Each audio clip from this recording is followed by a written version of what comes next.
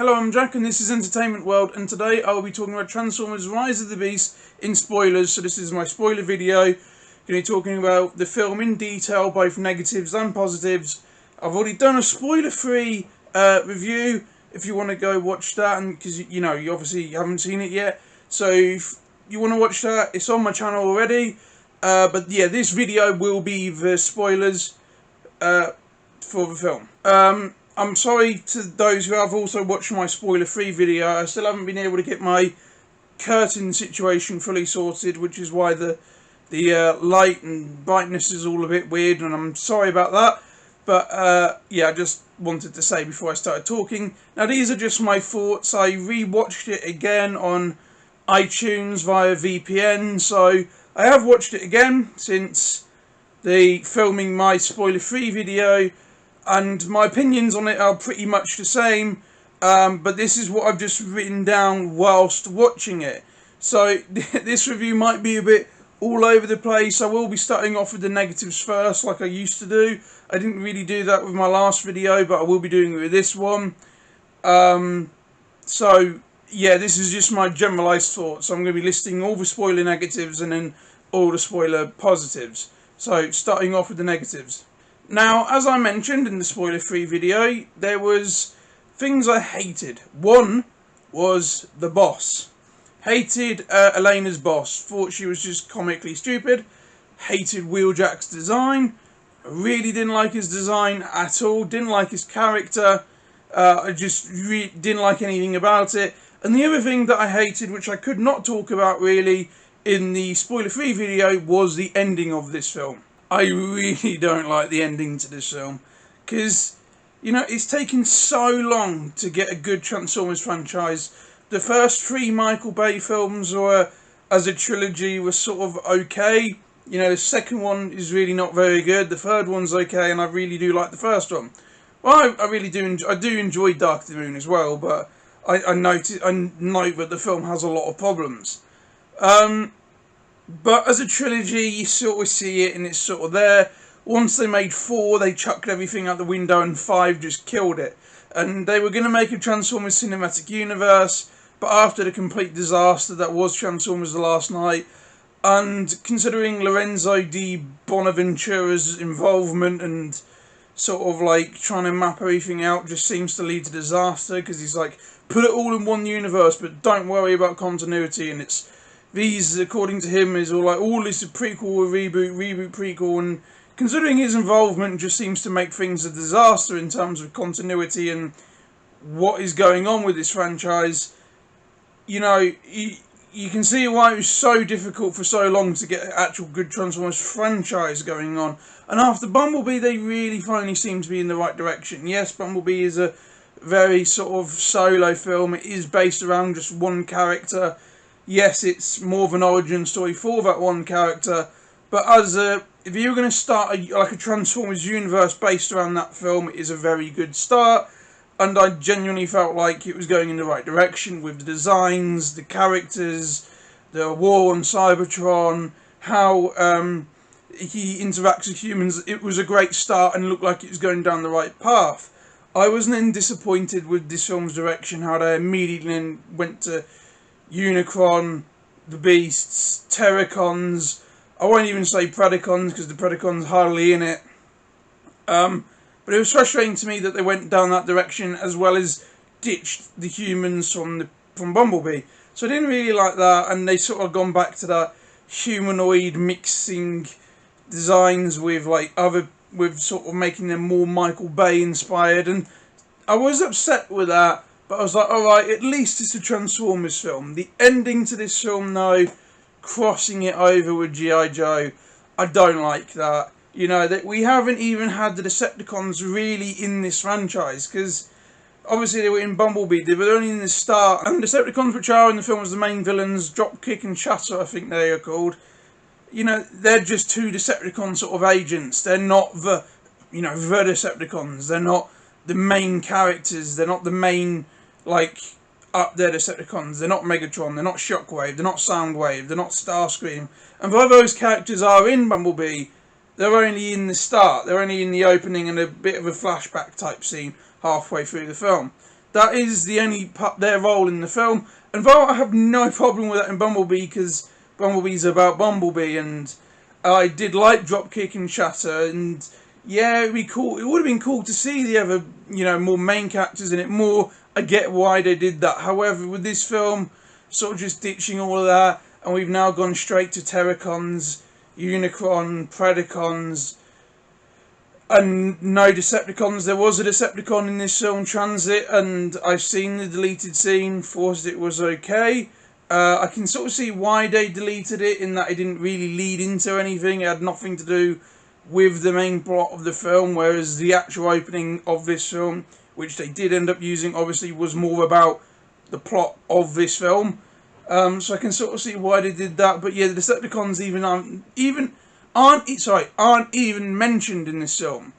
So we've gone from Bumblebee finally setting everything up perfectly to straight to this and ditching all the sort of like Decepticon War on Cybertron aspect of it, to them not even being mentioned, and the war not even really being mentioned, and it just straight away being Maximals, Terracons, Predacons, and Unicron, to now G.I. Joe.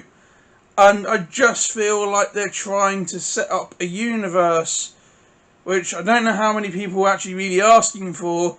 So far, G.I. Joe, in terms of being on screen, has not worked. They made a film, they made a sequel, and then they made a Snake Eyes reboot, and that didn't work either.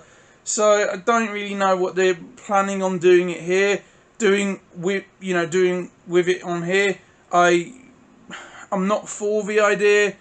I'm not saying there aren't things they can do with it. I just feel like we've gone from what was a really cool setup to this universe with Bumblebee to jumping the shark immediately to, like I won't keep saying it, but all of that, and not even mentioning the Decepticons, to now G.I. Joe. Apparently, people at Hasbro have said if G.I. Joe are in them, it will still be a Transformers film with G.I. Joe characters in them. But I know G.I. Joe's its whole thing in of itself, so I just don't know how it will work, and I'm just a bit frustrated because after Bumblebee I was really looking forward to seeing Autobots versus Decepticons with Charlie, Memo, Agent Burns, and all of the people from Bumblebee in it, and it being a much better adaptation of those characters, of that story, than what we had gotten really previously. And we've just gone straight to this, and I can sort of see why they didn't do it again. I can sort of understand the argument, because all the Michael Bay films were sort of that. Even though Megatron's not really been the main villain of a Transformers film since the first Michael Bay films, because he always sort of then got outshadowed by somebody else with the Fallen, Sentinel Prime, Lockdown, and then Quintessa. I was just upset that they've not gone down that road, but I do hope they're still able to, be it a sequel to this, or even if it's another universe going on at the same time. This can be like a G.I. Joe crossover universe, and there can be a more accurate sort of adaptation of Transformers, which I would also want to follow on from Bumblebee. I don't know what they're doing, but to me, I just feel like this is a really strange note to end this film on. The last word of the film before the mid-credit scene was... The last words before the mid-credit scene, was G.I. Joe. We read the card, G.I. Joe. It's like... Alright. Yeah, I don't know. I don't like the ending, and I don't like what they're setting up. That's the point, really. And I've spent 10 minutes on the first point, so I better, start talking about other things, which I am going to. That was a big thing for me that I didn't like. That opening, I enjoyed the opening for the most part. I thought it was really cool, and it was a good introduction to this film. My only problem is with it was the character Ape Link, who is the current leader of the Maximals. He says, no, I'll stay behind and I'll hold Scourge back. And he does so, and he dies within 10 seconds of fighting Scourge. Which, yes, on the plus side, shows how scary and powerful Scourge actually is, and is a good way to show him as a threat. But he also did just sort of get blindsided, where he charged at him and Scourge just went stab, and shot him. I was like, I don't really know why I didn't see that coming. I mean, I saw it coming. But it just felt a bit underwhelming, and that sort of sacrifice just sort of felt flat. Yes, it did build Scourge up as a threat, and though I have no problem with the fight not lasting long, I just felt the way he goes, I'm gonna kill him, and then Scourge just stabs upwards and impales him before blowing his entire shoulder and half of his chest out. So I just thought that was a bit underwhelming. He didn't really do anything.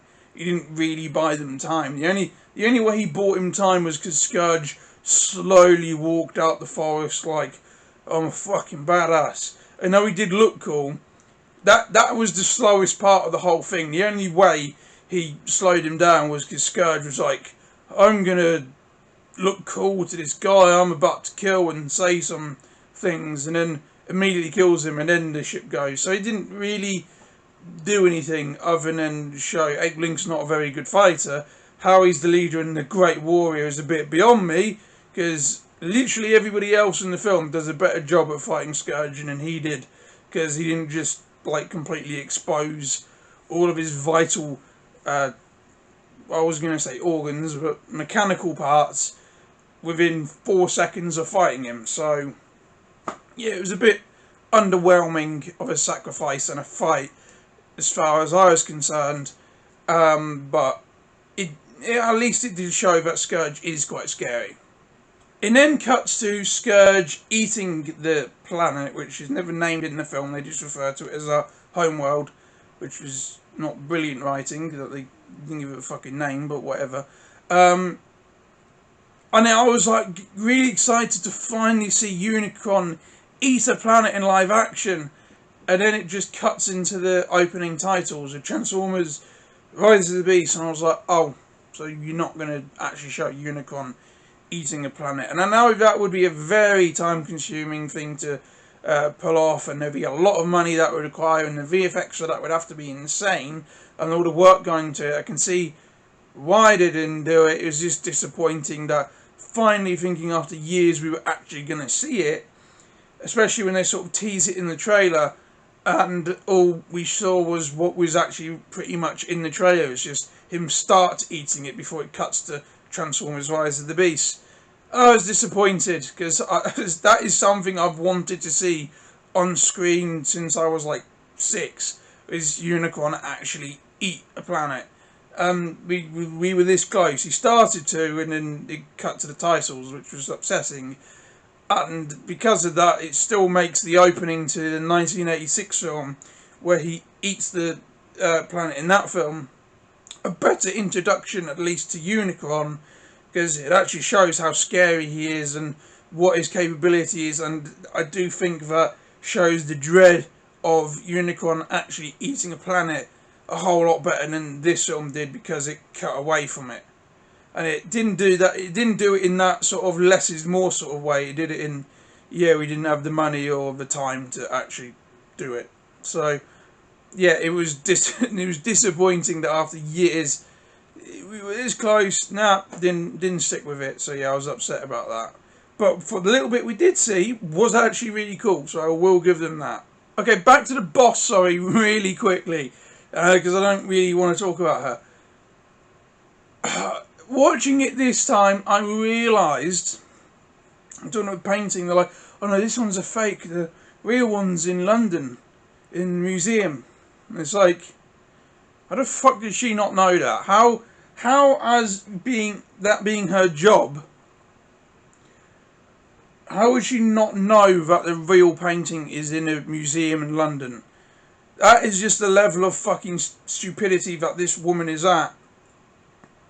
But she doesn't even know some, just basic key facts about her industry, and it's just really pissing me off. And I'm really just, again, glad we did not spend much time with her at all, because had we done, I would have been really fucking pissed off, because even though she's only in 2 scenes, those 2 scenes alone annoyed the absolute living shit out of me. So, yeah, glad she was barely in the film. You then have Noah's friend, Reek, who is the one who gets him into the life of crime. I can't tell if you're meant to like him or hate him, because He obviously is a bad influence, but he ditches him, and you think, oh, you are just a complete prick. You're not a nice guy at all. But then at the end of the film, it shows him help him rebuild Mirage, and he reveals Mirage to him, and it's like, why'd you do that? And they're like friends again, and he's even like, oh, it's not that, when talking about, are you upset that I ditched you? I'm just like, why are you friends with him? Because he got you to commit a crime and then ditched you when things started going wrong. He's not your friend, and I just don't get the film with why they did that. And apparently, Steve, this is like a tribute to Steve Cable Jr.'s friend. And if I was the friend, I wouldn't really consider that a tribute. A criminal who ditches his friend, I don't exactly think is a very good tribute. And I'm not trying to knock it, and obviously I don't know the person who he's giving a tribute to or anything about him. He wasn't my friend. He was obviously Steve Cable Jr.'s. I just think it's a bit bizarre that you do that, and that I don't know why the film is like, he dislike him but then like him at the end, and he didn't do anything really to warrant liking him at the end apart from getting him some car parts, which I could only assume was out of fear because he was scared now I was going to kill him or something. So yeah, I don't get why the film did that, and I don't get what they were trying to do with the character, even though he wasn't in the film a lot. But considering he is actually a vital character and that he's the one who got Noah to meet Mirage, I just think it's like, why would you handle it like that? And it all just felt very bizarre to me. You then have the police chase, which I will talk about more in the positives, because I actually had positives with it. My only problem with it really was Mirage getting police officers killed, and, well, probably, at the very least, probably killed, because you have the one who was wiped out by a fucking lorry, I think it was a dump truck, which is like, Jesus, because he was on his side as well, so it was the fucking roof of his car being slammed by a dump truck going like 30-40 miles per hour, so obviously that's not good for the body. And the other one was the high-speed police chase who drove straight into the crash barriers at like 80 miles per hour head on, also not very good for the human body. So are either of those guys alive? I mean, if they are, it's probably film logic, because I mean, the crash barrier one, yeah, I question that. But the fucking dump truck one, surely he's a fucking goner, surely, because Jesus. But yeah, I just was a bit put off by that. But the rest of the chase was actually a positive, and I'll talk more about it when I get to the positives. The Mark Wahlberg joke was really fucking dumb. I'm just gonna say it. There was a bit where, obviously, if you've seen the film, they reference Mark Wahlberg, and if you don't know, Mark Wahlberg was the lead actor in the 4th and 5th Michael Bay films, the 5th one being the last one, because they cancelled, that franchise, I think.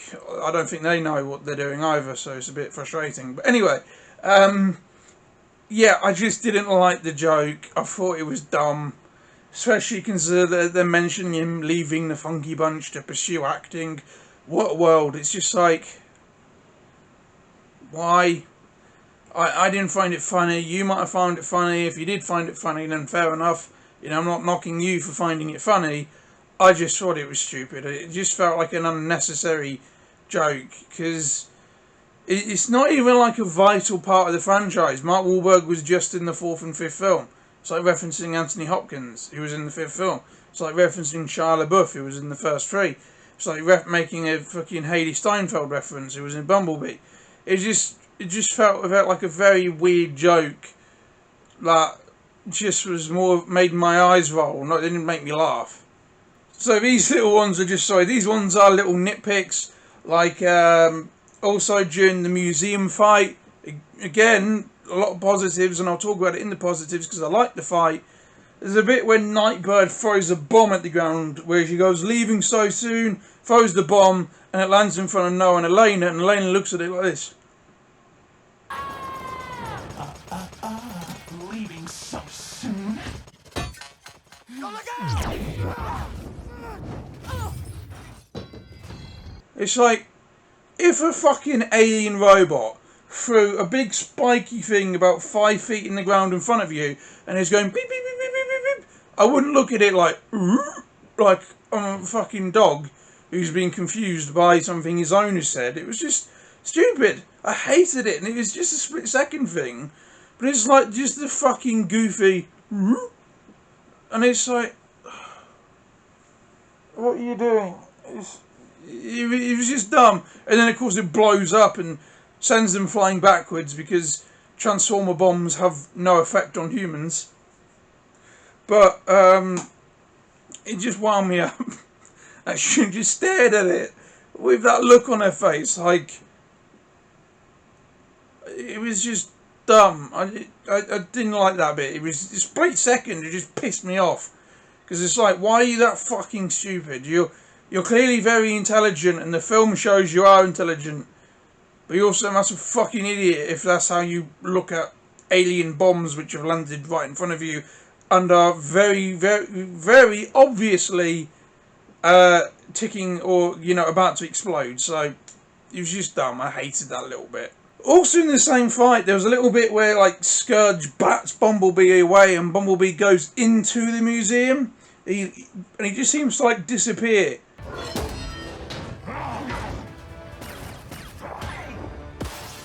He just like enters the smoke and just like vanishes, and it just looked weird because obviously they're a lot smaller in these films than they were in the Michael Bay films, which I prefer.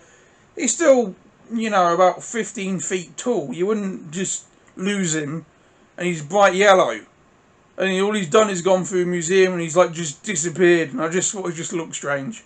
So it's a very minor thing, like I said, just a little nitpick. I just thought it looked strange, and sort of just took me out the fight for a second. Also, not a criticism of the film, but when Bumblebee dies, obviously in the trailer you see him die. The set photos and promotional stuff shows that Scourge takes the insignias of the people he's killed, and the other points in the trailer, when he's shown jumping out the plane and stuff, is showing he's missing his insignia, showing that's after the fact. So him dying in that scene didn't work as all the emotional weight and shock which they could have had if Bumblebee, run and jumped and Scourge turned around and stabbed him. That could have been like a really cool what just happened scene, but I expected it. I knew it was going to happen because of the trailer, and I knew he was going to come back. Obviously you would assume he was going to come back anyway, but I knew, because the marketing straight up told me. I'm guessing that's because of kids, maybe parents and stuff, because they don't, if you didn't know that was going to happen, I'm guessing to children that would be probably quite shocking, but I still was just like, that could have been like a really cool moment, but you ruined it, because that's the first time he's died in any of the films. So yeah, I thought, oh, that could have been a really cool thing. You ruined it with your marketing. Also in that scene, when that happens, Optimus's battle mask is up and it comes down. He's like, no. And then it cuts to Bumblebee and it cuts back to Optimus and his battle mask is back up. So he's either between shots taking it down just to put it back up again, or that was a continuity thing. And I'm guessing it was probably a continuity thing, because throughout a lot of the film, I mentioned this with RC in my non-spoiler video, because I noticed it more with RC than anyone else, the first two times. But upon watching this film, I realised there's a lot of points where characters, Autobots, talk, and their mouth doesn't move. Their face doesn't really react, it's just like a blank look on their face. And I'm guessing that's just because they put the character models in, and then added dialogue, but didn't change the face. They just added the dialogue over what they had already, edited. I'm not sure if that is true. That's obviously me guessing. But that's the only way I can really make that make sense, because it happens quite a lot throughout the film, and it is quite... once you notice it happening once, you notice it probably I've noticed it probably 5 or 6 times throughout the film. Different characters speak and their fake mouths don't move. And it was just a very strange thing, and it did take me out of the film whenever it happened. Another little thing, there's quite a bit in the trailer missing from the film, like these 2 little bits here. How big can this guy be? He eats planets. So, like, way bigger than a planet. Oh. This can't be real. This can't be real. Oh, okay, it's real. And to me, that's just weird. I don't know why they did that. I'm guessing that was for the trailer. It's not real, it's not real. Okay, it's real. And Mirage trying to explain who Unicron is, because he's like, well, if he eats a planet, he's much bigger than a planet. But because he doesn't know who Unicron is actually in the film, he has no idea who Unicron is. So, yeah, I just thought that was a bit weird. That bugged me a bit because it's quite obvious points in the trailer which aren't in the film. And I don't know if they did it just for the trailer or they were things which were dropped. And I don't know if there was a version of this film when Mirage did know who Unicron was already. So I don't know, but yeah, it's just that little thing. I didn't like that once again they go back to sort of like a Transformer can fall apart and you just put them back together and that means they're alive again. I didn't like that when that happened with Mirage. He didn't need to die. I actually thought his death was quite sad, and I'll talk about that in the positives as a thing the film did well. But just the aspect of just putting them back together again, I don't like that. Especially when it's just using normal car parts as well. It's just dumb. And the Energon bringing Bumblebee back. Obviously, I didn't want him staying dead, but how comes the Energon healed him? Like, he was wounded, he had been impaled and shot. So how did the Energon heal his wounds? He didn't die because he ran out of Energon. He died because he was really injured. So I don't know how the Energon healed him. It felt a bit like Transformers Prime, where how he died and came back in that.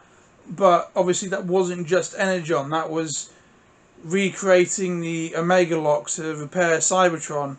That was a fucking nerdy sentence. Jeez. So I don't get how Energon was just, used to heal him. And if it healed him, why didn't it also heal his voice like it did in Transformers Prime? Well, like it happened in Transformers Prime, I should say, sorry. It's like, it just bugged me. It didn't really make sense. And when he comes back, he's now an off-road Camaro. Like, what's Energon was like, you're in Peru, you need off-road mode. So again, it's just one of those things which happen in the film which just sort of happens. That doesn't really make an awful lot of sense, nor did it seem to have any real thought put into it. So, yeah, I don't know if there's a deleted scene for it, but yeah, it was just something which happened in the film. I was like, alright, fine, whatever then. Mirage's line when Noah says, we're just work friends, he goes, work friends? You've been inside me. It was just gross and stupid. And I mean, yes, I have thought in when watching it, is it not weird for Transformers to have a human inside of them when they're when they're a car? But I've always thought that more wouldn't it be weird to just have be carrying something inside of you? Not that the implication there was just like, why did you make it sexual? And there's various points where Mirage makes things sexual, like when he gives Noah the gun and Noah he says, "Oh, you keep it," and Noah goes, "Oh, it does look better on me," and he goes, "Just don't ask me what part of my body it came from." It's like, why are you making this joke? Why are you making that is your dick or something? It's really fucking strange, and it just bugged me that on 2 occasions he made gross sex jokes. The body, don't ask me what part of my body it came from, was more funny because obviously that was more of a joke at the human, and he knew that would make Noah uncomfortable, and I found it more funny than that. But the you being inside of me, as a hurt offence, was just really strange, and I don't know why they thought that was a good line to give at that moment, because it was just very, at any moment, but especially in the moment of the film, he says it just because it's fucking weird. Next negative, sorry, just Wheeljack, just Wheeljack. Everything about Wheeljack I didn't like. Didn't like his design. Obviously, you've said that in my spoiler-free video and even earlier on this one. Fucking hated it. Looked stupid. Was awful. Although I don't mind the accent, I don't think his voice actor is right because he just sounds way too young and his dialogue is dumb. He's silly. He's just goofy. He's cowardly. He's nervous. He's just weird. All the jokes around him, like the racism joke, just everything about Wheeljack in this film I did not like. I just, as I said, I don't mind the accent. Give him an accent, I don't care. But why does he sound like he's 14? Why does he got glasses? Why is he a coward? Why does he just say silly shit? Why is there a racism joke? Just the whole thing to me was just fucking awful. I do not like Wheeljack. He is by far for me the most obvious negative of this film because I don't even need to watch it. Like I just look at his design and I'm like, ugh. So yeah, that is a big negative for me. No little thing. How did the Decepticons get to Peru? Don't know. Doesn't really say. At one point, RC just goes. I mean, if we can track it there, so can they. How? The writers just put that. How they track it there? You know how Elena did it because of the markings. But if I'm wrong here, fair enough, and I accept that I'm wrong. But as far as I'm concerned, aware, the markings were on the casing, the sort of like statue of Airazor. That was where the markings of where to go were. The key, that then obviously broke and the key was inside of it. So, how did the fucking Terracons know to go to Peru? And how did they get to Peru? Only Nightbird can fly.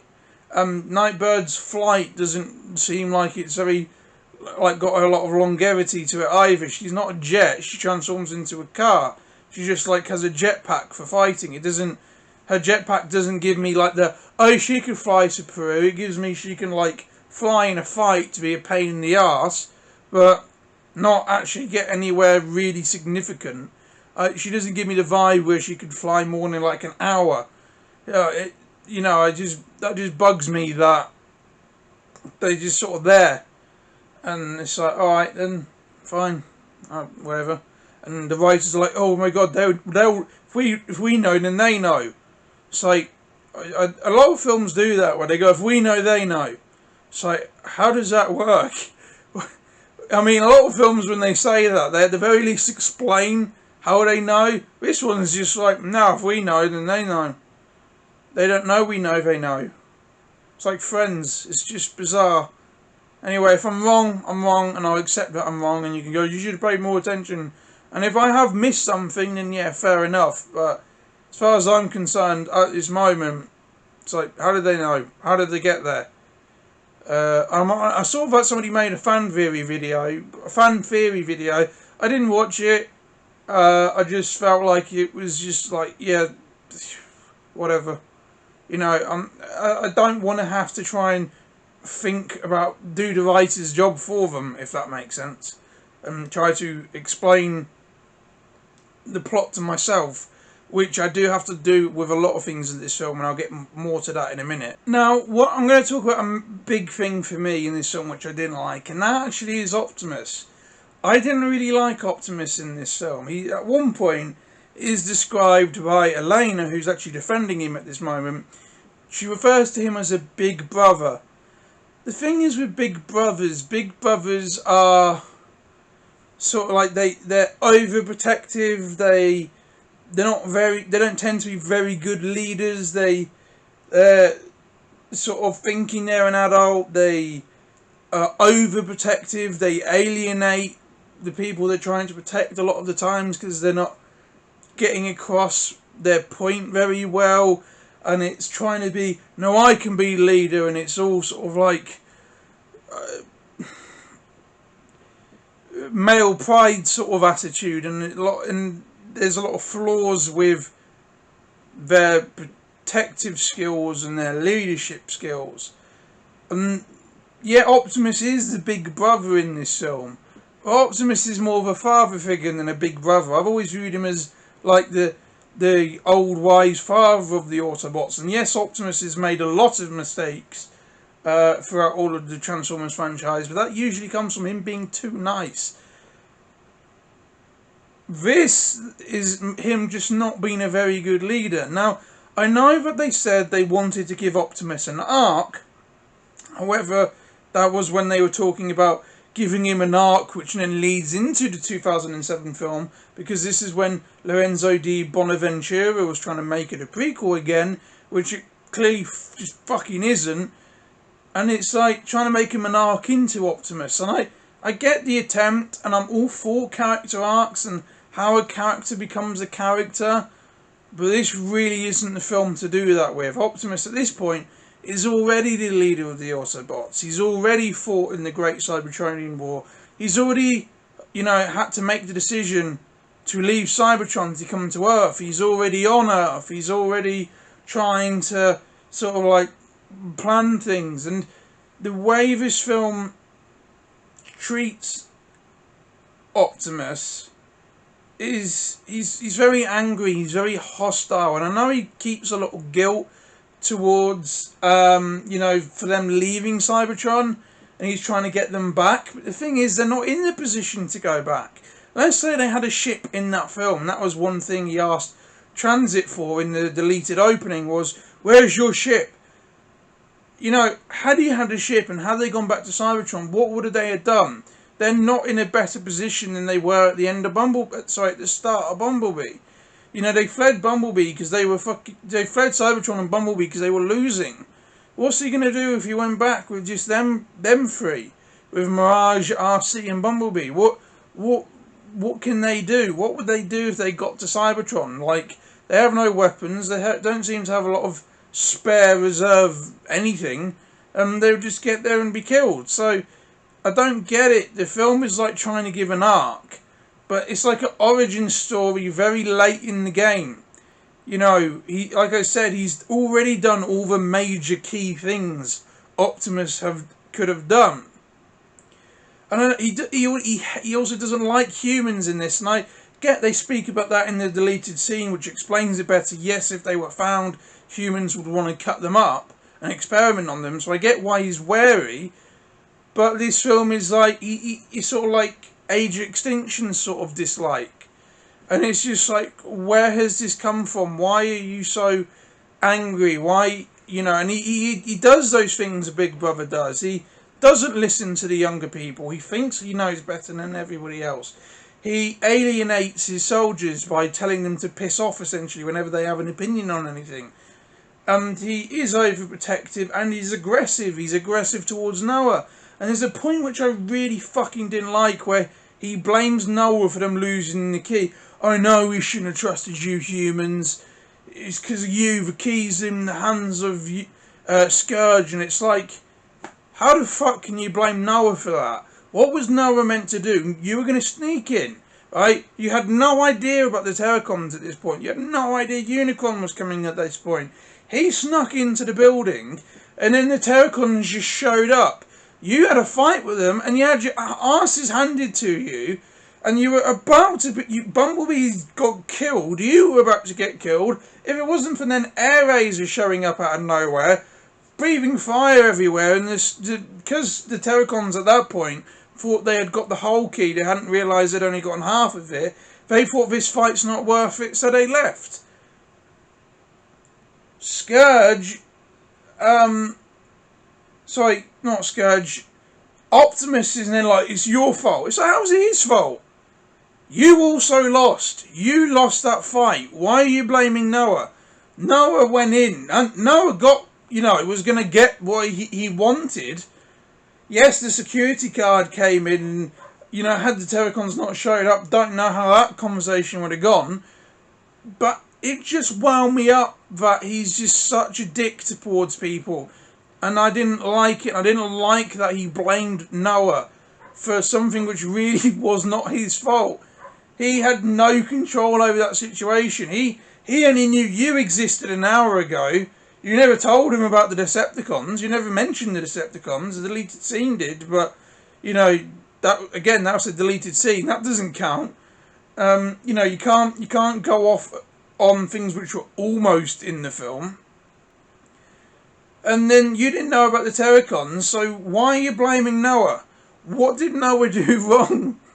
And I just don't like Optimus in this throughout most of this film, because the arc, I get, if the arc was him trying to cope with guilt, and maybe instead of guilt of like, I should have not trying to get back, because they're not ready to go back. I don't know why he's so desperate to go back, because what the fuck are they going to do when they get back?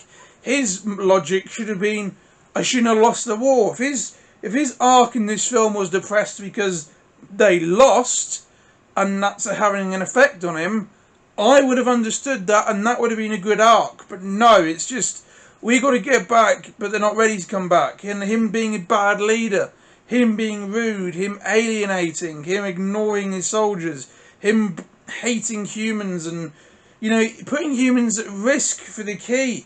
We'll leave Scourge to us to get that second half of the key. That's a fucking awful idea. Well, because you already had the shit kicked out of you by them. Why do you think he's going to go any better the second time? And then he's like, don't destroy it, Noah, please. We don't have to choose. No, you do have to choose. And yes, towards the end they resolve that, and it's Optimus, and I love Optimus. It's just in this film, it's like an origin story for Optimus very late in the game. And he just comes across as a bit of a dick throughout the whole film. And him blaming Noah for a situation he had no control over, nor was expecting, is just fucking mean. And it's just unnecessary. And I don't know why they did this with Optimus at this point of the story. Where if this was like a Cybertron film and it's him becoming the leader for the first time, I can understand these mistakes. But it's just him being a dick and trying to get back when they're not capable of going back. There's no point to them getting back. If they had a space bridge, you wouldn't have enough. You know, it's like if you are not ready for something and say, I wish I was put in a position where I could get everything I wanted.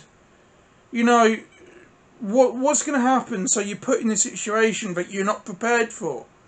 It's like saying, oh, I wish I could walk Mount Everest right now. I just don't have the money to fly out there. Don't have, you know, I just wish I could do it. So then I'm teleported to the bottom of Mount Everest. Like, what the fuck am I going to do? How am I going to climb it? I'm not raised to climb it. I'm not trained to climb it. I've not got the equipment to climb it. I've not got the kit. I've not got the appropriate, you know, stuff to wear and all the things you'd need to do things like that. I've not planned it. And it's the same with Optimus. It's just like, why do you want to go back? What's happened? It's just like you're bored of Earth, so you want to go back. So yeah, that is my big problem with Optimus in this film.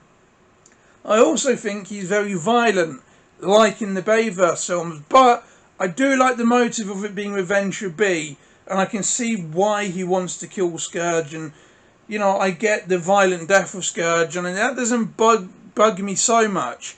It's more the bit where he goes to stab Battletrap,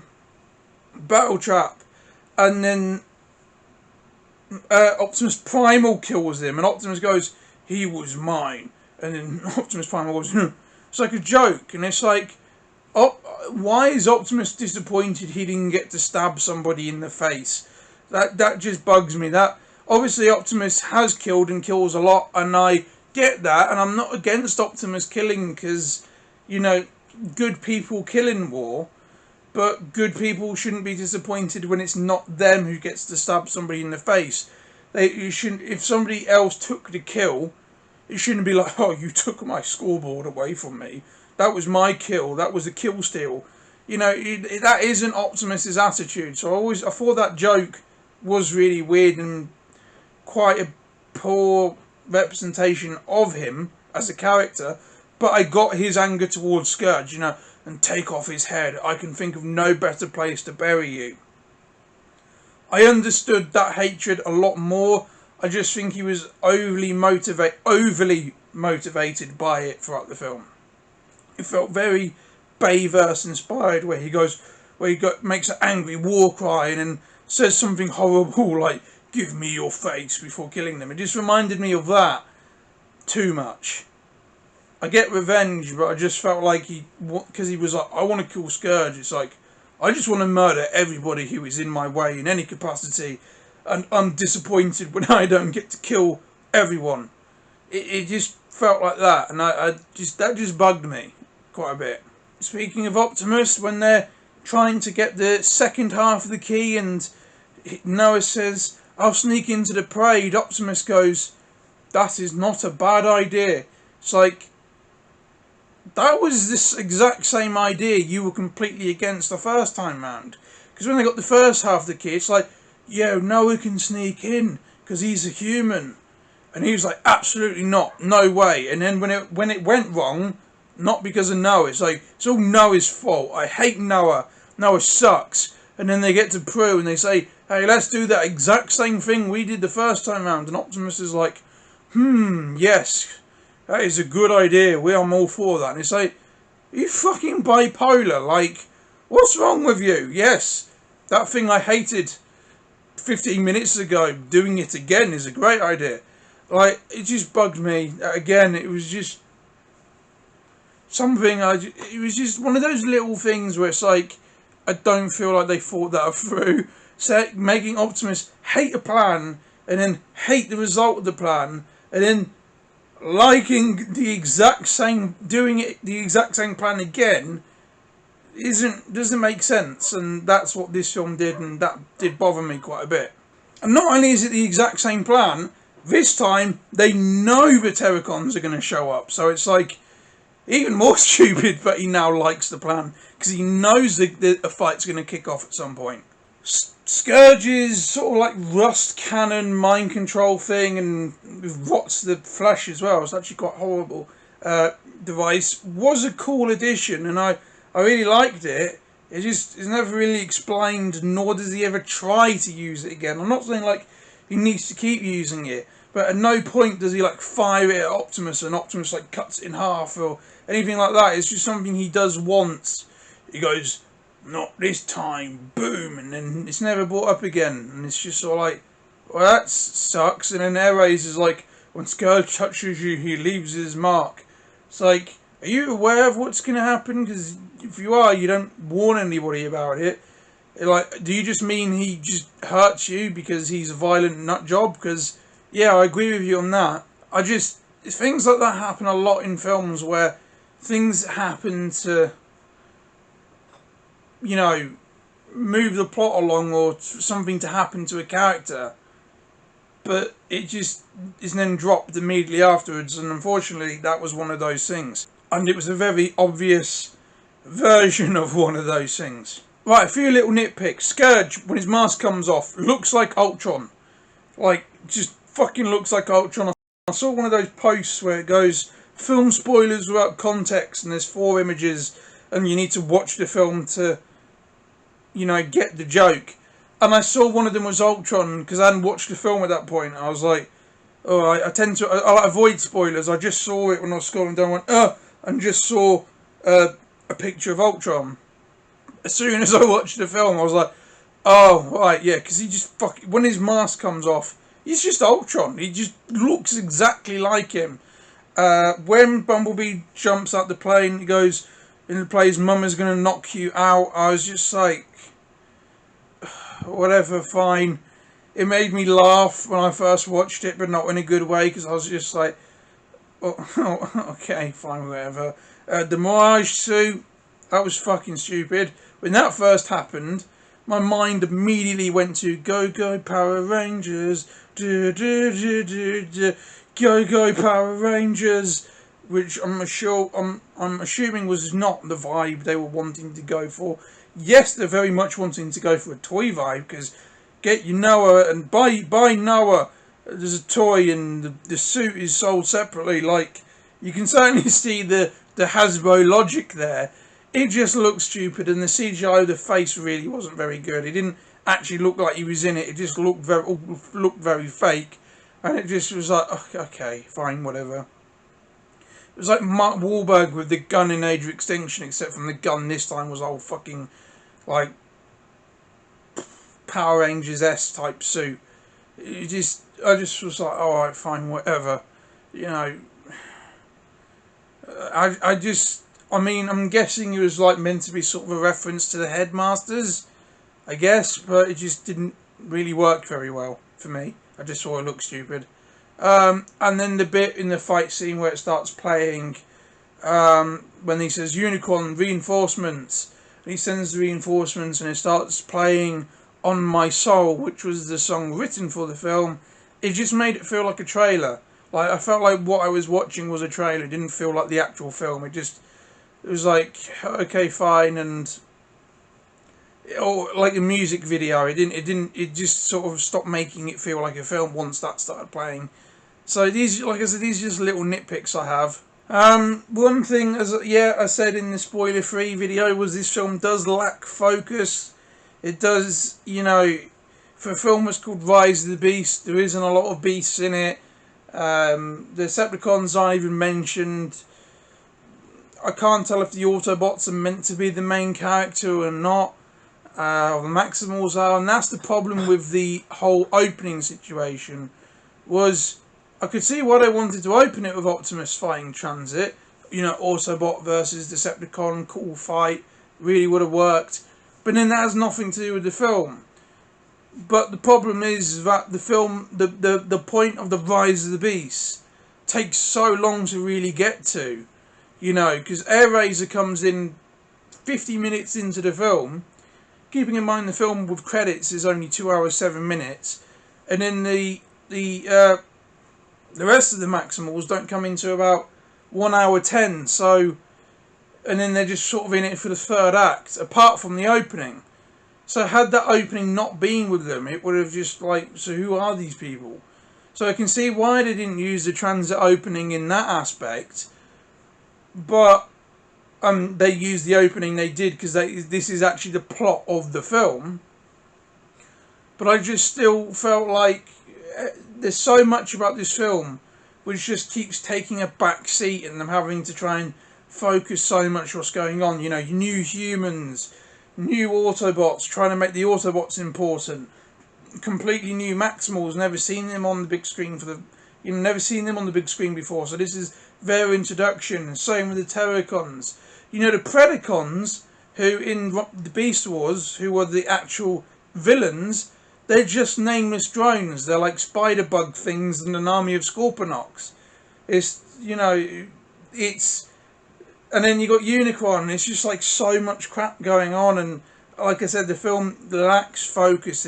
I couldn't tell you who the main characters are, what the main takeaway is. It's just sort of like the film is just in a turn of events. It doesn't really feel like a film with an awful lot of plot. It just feels like ideas and I've talked more about this in my spoiler-free video, and I won't completely repeat myself. It just feels like a film with ideas just sort of like smushed into one thing. It's a bit hodgepodgey, and that is the best way I can describe the feel of this film, if I'm being honest. I didn't like... One big problem I have with this film, and it's the biggest problem really, is the film doesn't really make a whole lot of sense. Like, you can go, oh, the plot's so simple, but the actual events don't really make sense, and there's a lot of things which are left completely unexplained. And as a fan of Transformers, and a big fan of the lore and the franchise as a whole, and G1 and Prime and animated and the comics and video games and such, that I sort of had to make a theory in my head, but even then it doesn't really make sense. So the Maximals in the lore are Transformers from the future. They're not the past, they're the future of the Cybertronian race. And they land on a planet, and they take the life forms, and it's, the animals, so a gorilla, a cheetah, a bird, rhino. That makes sense. And this film same sort of opening, not exactly because the Predacons aren't in it. The not Megatron is in Decepticon Megatron is in Predacons Megatron. You know, he's not mentioned at all. The same with the the Decepticons with Optimus. They just don't mention that side of the characters at all. So the Maximals are on this planet. Unicron eats it. They then come to Earth, but they've been on the Earth for thousands of years. But Optimus Primal is named after Optimus Prime. Okay, so I can make this make sense in my head that Optimus, they're from the future. That's millions of years in the future. Cybertron's probably been eaten by Unicron. Cybertron's gone, and the Cybertronians have evolved into the Maximals. So I can have this logic. Yes, that's not exactly lore accurate to what the beasts are, but this film isn't at all. So give me some of the little bit of wiggle room there. So that's my theory. And the reason why that does work is because it's a time warp key. It says time and space. So they could have been millions of years in the future and gone to the past. And have been on the Earth for a few thousand years, which is how Optimus Primal meets Optimus Prime. Makes sense. But then if that's the case and the opening's in the future, how comes the Terracons and then on Earth now? If Unicron and the Terracons are from that Unicron in this film are from the future, because obviously I know Unicron is from the past as well. Then this is the point: is that it doesn't make sense. And then Air Razor even introduces themselves. We're from your past and your future, and Mirage goes, "Oh yeah, that checks out." But that is all the writers do. It's like, well, Optimus Primal is older than Optimus here, and has heard of him, and he's the legendary great warrior, but it's like, are they from the future? And I've made it make sense in my head, but then I can't explain how the Terracons end up on Earth now, and it just doesn't really make sense. I viewed Scourge as the last true Cybertronian, like him, Battletrap and Nightbird, even though the fucking Unicorn says you wish you'd die like the rest of your race. But I view them as Cybertronian, the last ones, and if they're not Cybertronians, then what the fuck are they? Like, it just doesn't make sense. I like the idea of Scourge being from the future. I didn't buy into him being Optimus. I didn't buy him being the Bayverse films Optimus. I did like the idea of him being a future Cybertronian, and maybe, like in G1, a reincarnation of another character. Probably not, Thundercracker or Skywarp or whatever, but just, a different character. And I like that concept, but the film doesn't really make sense, and it doesn't explain itself, and it name drops things which are really cool, but never delves into them. And like I said, it's like this is better than the theatrical cut of Justice League, much better. But it's like in the theatrical cut of that, where just Steppenwolf goes full dark side, and then doesn't do anything with dark side. It's a lot like that. It's just you as a fan of the comics putting things together yourself, and the film does that. This film does this, but for Transformers. But because it's not lore accurate at all, really, you're struggling to, and because then it still doesn't make sense, and there's plot holes and errors, and there's a lot to think about, and maybe I'm missing the obvious. And if you have a really thought out theory, please do explain it to me. Because right now I can't make it make sense in my own head, and I'm just sort of thinking about it, and it's bugging me. So yeah, that's the biggest flaw of the film for me. Some sort of sum ups, some bad CGI in other places, in places, some random comedy moments that didn't work, some weird moments, a plot that doesn't really make sense once you think about it, despite it on paper being very fucking thin, and a lot of little just writing decisions which bugged me, and character arcs which I don't think worked. Those are the sort of sum-ups of the negatives. I am now going to talk about the positives, because I know it doesn't seem like it, especially with how long the video is going on for. But I do also have quite a lot of positives, so this film is very much a very mixed bag for me. So anyway, yeah, now on to the positives. Scourge's opening quote when he first lands in the film, and he goes, "So you're this planet's great warrior. You have such a beautiful planet, teeming with life. Savoury." Fucking love that. That was cold and just heartless, and I love that. And I love how he said savoury, because obviously Unicorn's going to eat the planet. Love that, and I just thought that was a really good introduction as, to him as the main villain of the film. I love that a lot. I like Noah's and Chris talking over the radio, and Chris being adamant, use names, and I like that the names are Sonic and Tails, because obviously Paramount do the Sonic films, and Sonic was big in the 90s, but I like that reference, and I get the joke, and I was like, okay, yeah, that's quite cool. Out of companies owning franchises and referencing other franchises in their franchises, and doing that, I thought that was quite a good one. So I like that. That was a much better reference to something else than the Mark Wahlberg joke was. I did like that, and I thought the whole thing was quite sweet about them doing that. I like how the film does show Noah's turn to crime, and how it does feel like a necessary evil.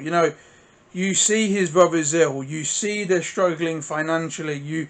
They show him go to the hospital and him not being able to afford more treatment. They show him go to a job interview and the guy turn him down even though he was almost hired because you had a responsibility to the United States Army. And I thought, what a dick that guy was. Now, I do think Noah could have done a better job trying to make it clear that his brother is ill, and that's where his head was when he was in the army.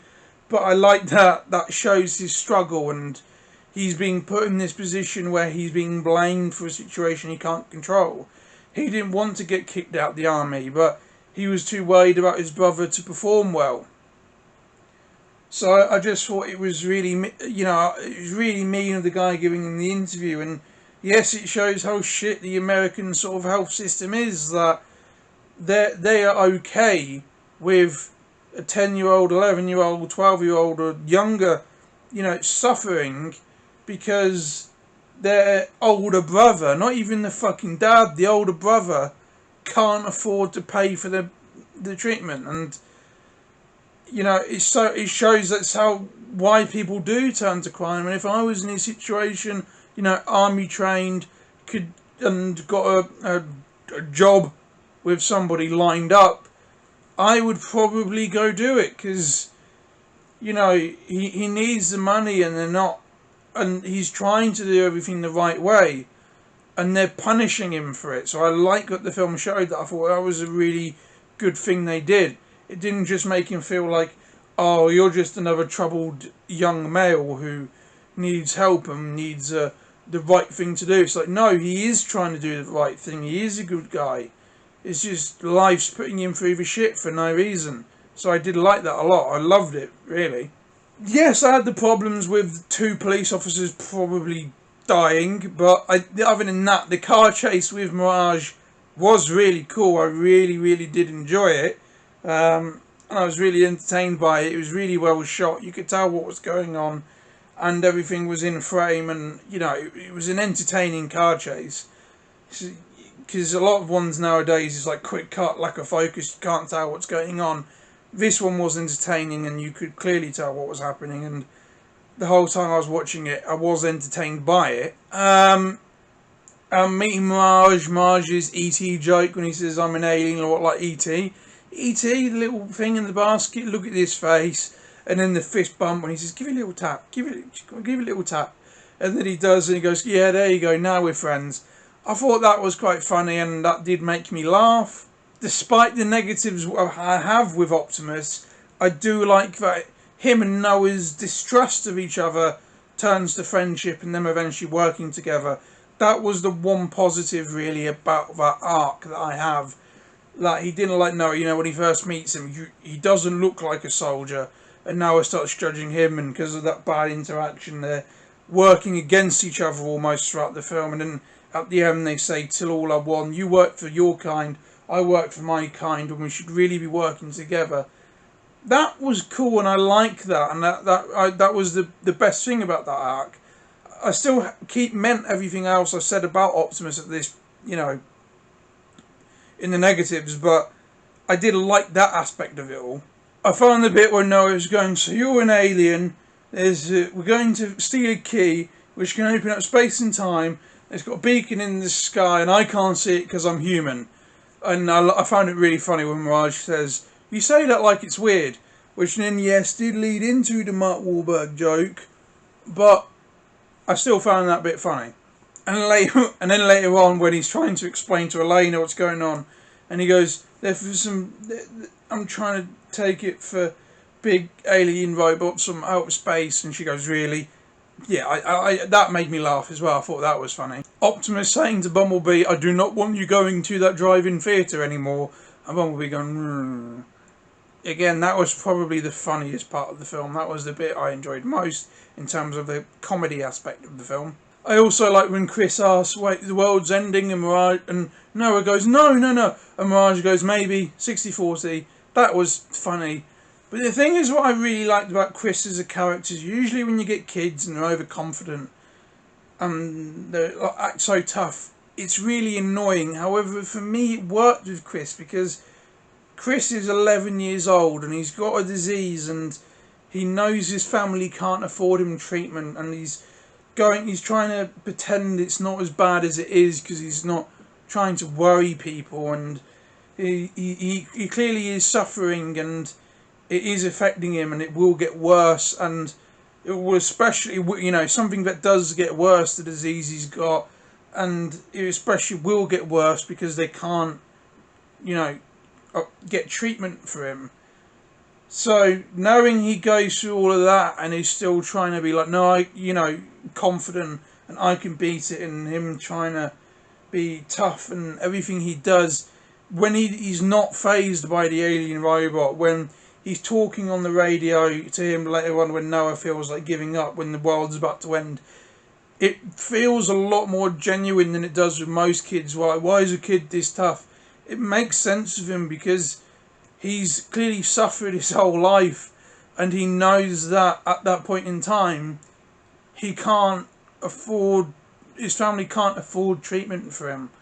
They can't even pay off for the treatment he's already had. So I thought it worked with that one, and that bit was quite nice. That it was a good idea, and it made what usually is very frustrating aspect of a film like this quite a good one. It actually made it work. So yeah, I really did like that, and the whole bit with him as a character for me worked. And yeah, usually it doesn't with children films like this where they're super tough, super confident. It's like you're just annoying, and he's not brought along for the battle. He's not in it too much where he could then still become annoying. I think Chris as a character did actually work really, really well. So yeah, I did really enjoy that aspect, and I did think the character was one of the best parts of the film, really, in all honesty. Two little things about Optimus that I did like. I did like that he just doesn't really like Mirage. He finds him annoying. I find that funny. I just do. Especially when he's like way to be incognito. I just found that sort of thing funny, where he's just like, "I'm done with your bullshit." I didn't like how he treated the rest, and yes, he does feel like he's given up on Mirage, which isn't a very Optimus thing to do. But I just felt funny how he's just like, "Dude, shut up." That's the one thing I can see Optimus just being like over and done with. That made me laugh. And I liked the bit where they're sitting in the stratosphere, going to Peru, and Optimus is just sort of sitting there. He's got his arm on his knee, and he's just sort of like hanging there like a fucking vet in a helicopter. Sort of like if he was wearing a helmet, it would be unstrapped and the strap would be flapping around. He would be smoking a cigarette really chilled, like just bringing it up to his hand really loose, and bringing the hand up really loose, and it just looked like that. I did like that shot. It did make me laugh, and I thought it was quite a nice touch to give him sort of like natural human soldier sort of movements and sort of like body stances and everything, the way he sits and stuff, it does look like a soldier, how you'd picture a soldier's body stature and body language to be. So, you know, I like that. Despite, you know, the little things with the music, as I've mentioned, the end fight, the third act, had a lot of really cool moments and a lot of great shots and some really good CGI as well. So I will praise it for that. And it was, for the most part, really entertaining and one of the better third acts we've gotten from Transformers films recently.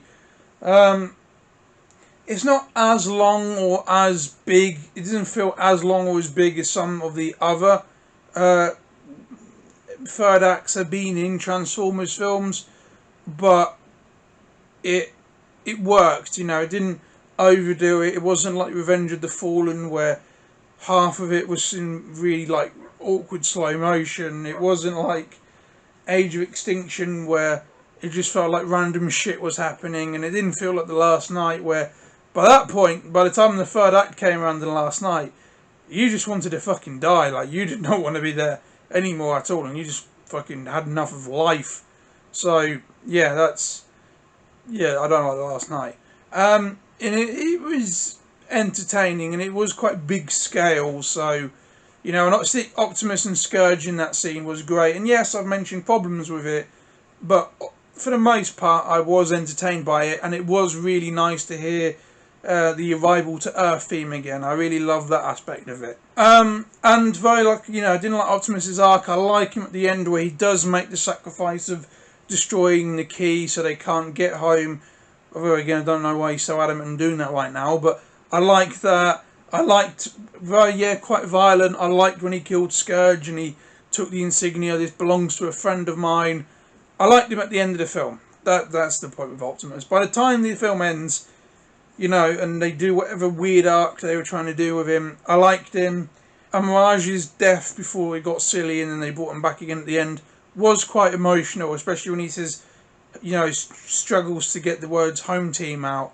You know, that was quite sad. And, you know, that bit did make me feel like, oh, that's sad. And I didn't cry, but it did make me feel like, you know, it was actually quite tragic. So, yeah, that I will give the film praise for the little things like that, but then it did sort of ruin it. But that at that moment, it was quite a moving scene to watch. Despite various negatives throughout them, each action scene was entertaining. I loved the hand-to-hand combat. I loved that you could see what was going on. I loved that everything was in shot. All the action scenes were more positive than they were negative. And I do mean that I was really entertained by all the action in this film. And it is some of the best out the live-action Transformers film. So I really, really will praise it for that, because all of it did entertain me quite a lot. And even though I did say they were mentioned and they didn't really go anywhere with them, and it's just the sort of thing that, you know, you need, a Transformers fan would know, actually hearing the words Primus and Dark Energon in a Transformers film, even though he didn't do anything with them, and even though the Dark Energon really didn't seem to have any bearing on Scourge at all, apart from it just being like, it makes him super tough. You know, I was so happy to hear those. As a Transformers fan, hearing Primus and Dark Energon really did mean a lot to me as a fan. And it was nice that even though they did, again, fuck up quite a lot of the lore with this film and changed things and made things confusing and didn't explain a lot of things and left it up to you to try and figure it out, hearing actual really significant, important aspects of the Transformers lore, you know, hearing it on screen was really cool. And I was glad, and, you know, hearing Scourge actually say to Optimus, Primus would be ashamed of you. You know, hearing that the Primes are the followers of Primus, again, was just, as a fan, a lifelong fan of the franchise, was such a, you know, a beautiful thing to hear, really, because it's like, finally, at least showing some respect to the source material. So I was grateful for that. I actually genuinely was, and even though they're just two little things, they're two of the biggest things to me and two of my biggest positives with this film. And hearing Primus, then mention Primus, is probably the most excited I got. And then Dark Energy on. And yeah, nothing really happened with them. Just them being acknowledged meant so much. And I really, really, really, really, really appreciated that. Overall, the film is flawed, and overall, is it where I would have taken the franchise? No. And as I have said in my spoiler-free review, I know it's not up to me. You know, I could write as many fan scripts as I want, but at the end of the day, they're fan scripts. That's what they are. You know, but even though I have a lot of problems with it, it's not where I'd have gone with it, with the franchise, and I don't like the road it's leading to. I can't help but be entertained by it. It's weird. It really is. I like Scourge. Is it what I would have done with the character? No, not even remotely. But I appreciate what this character is, you know. I liked seeing Unicron. Was he underwhelming? Yes. But actually seeing him properly on screen felt good. And, you know, and seeing the fight scenes, like, actually on screen properly and being able to tell what was going on was good. And the Transformers having slot personalities again was good. And this is the thing with the film. If the Transformers films so far, they've been in the franchise as a whole, had the Transformers franchise been good, this film probably wouldn't have been very good. You know, it would have just been very underwhelming and a bit of a, you know, like a hodgepodge film. But considering even Dark of the Moon and the first one, which I really do like, you know, didn't give a lot of the things which fans were hoping to see, didn't lead up to things which fans were hoping to see, and spent so much time focusing on things people weren't asking for. And, you know, I like the first one a lot. But even Dark of the Moon, which I'm really entertained by when I watch it, I really do like watching it. You know, the office stuff, who gives a shit? And again, the parents, and all of these things which people weren't wanting, and so many things which have left fans wanting more. You know, this film is it's like a plaster on a cut. It doesn't heal anything really. It isn't much of a treatment, but because the franchise has been so, you know, I don't think it does anywhere near of a good of a job as healing as Bumblebee did. Bumblebee really did a lot for the film, the franchise, and the reputation. And although this film, yes, sort of takes away from it in a way, and it goes back down that bad road, it just, as a fan, does so many little things which those older films didn't do, which is why I'm entertained by it as a lifelong Transformers fan. There's a lot that pisses me off, but because the franchise, up to this point in terms of films and even the cartoons and stuff now, have given so little shit about the fans of the franchise, even just those little crumbs felt like a lot. And I think that's the point of this film.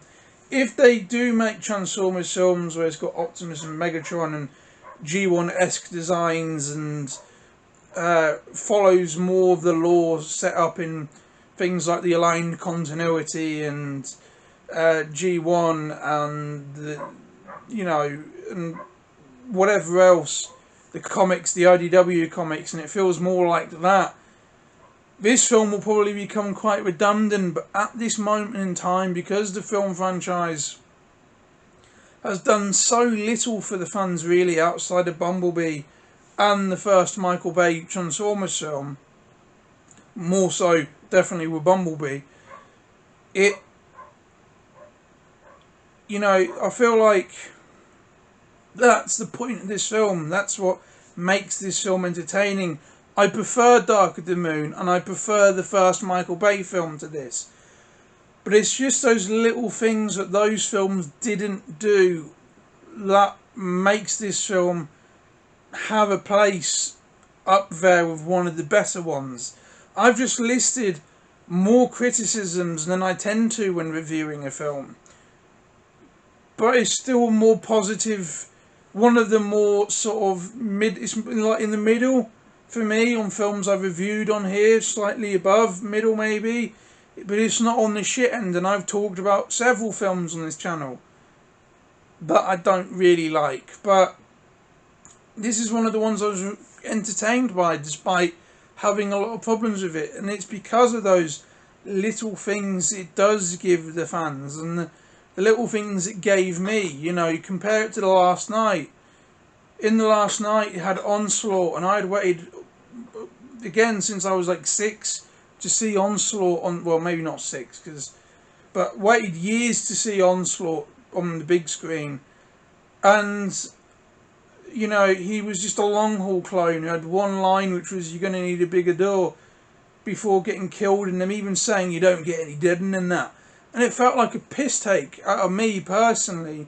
Whereas this, saying Dark Energon, mentioning Primus, were all these sort of things I've wanted to see in a Transformers film for a decade. So actually seeing those things get mentioned, even doing nothing with them, felt like just a nice little reward for being patient, I guess you could say, and not giving up on these films completely. And yes, I'm not a fan of where they're going, and maybe I'll disown this new reboot franchise. I'll never disown Bumblebee, but maybe I'll go, fuck it, I just don't give a shit what the road this is going down now, and I won't watch them. But at this moment in time, what this film did, despite all of its flaws, what it did for me as a fan was give me quite a lot with just some very small things. So yeah, that's where the action, and couple that with some funny moments, some character things that I did like, good action scenes, and yes, there were some flawed bits, but for the most part, good CGI, and some score moments which weren't anywhere near as memorable. Like Dark of the Moon and the first one have the best scores of all of them, and that includes Bumblebee. Like, I love Bumblebee, but my big praise for Bumblebee is not the score. The crowns for Transformers scores in terms of the live action films definitely go to Dark of the Moon and the first one. But it's just those little things. Hearing Arrival to Earth again, you know, it just, there was a lot of things this film gave me entertainment, you know, as a fan, and a lot of things which entertained me, and some things I even liked in a writing filmmaking way. So despite its negatives, I would say I have a more positive experience watching this film. And when I watch it with the mindset of I'm going to watch it for the positives, not for the things I don't like about it, I can actually genuinely enjoy this film. So yeah, I don't want people to think I hate it. I don't want people to think, oh, you're just being mean to it. No, oh, you're just an angry fan. I'm not. As a fan, I appreciate quite a bit this film did. There's things I fucking hate, but there's some things I genuinely loved as well. So yeah, that is my opinion on the film. If I was to sit here going, right, I'm going to look at the negatives, I probably would end up hating it and wanting to leave and turn it off. Or I could end up watching it. It's a bit weird. The way this film makes me feel is very weird. It is. I could enjoy it, or I could hate it. But if I watch it with those thinking of the things it did give me, and the action scenes that I do like, and the characters that I do like, and the lines which did make me laugh or feel a bit emotional, or whatever it was, you know, whatever aspect of the film positives I have with it, I can enjoy the film. So yeah, anyway, that's my opinion on it. I've already given my score, so if you want the score, just that's in the spoiler-free video. But yeah, those are my opinions, or at least most of them, the ones I bothered to write down anyway, that I have with this film. I hope you enjoyed it. I really do. I hope if you have watched it, that you enjoyed it and you had more positives than negatives with it. Anyway, guys, thank you for watching this. I know this is probably a bit of a ramble video, I hope, you know, if you have watched all of it, thank you so much. Please, you know, consider checking out some of my older videos. I would appreciate that. And yeah, I do hope to see you in my next one. Thank you guys for watching. Goodbye.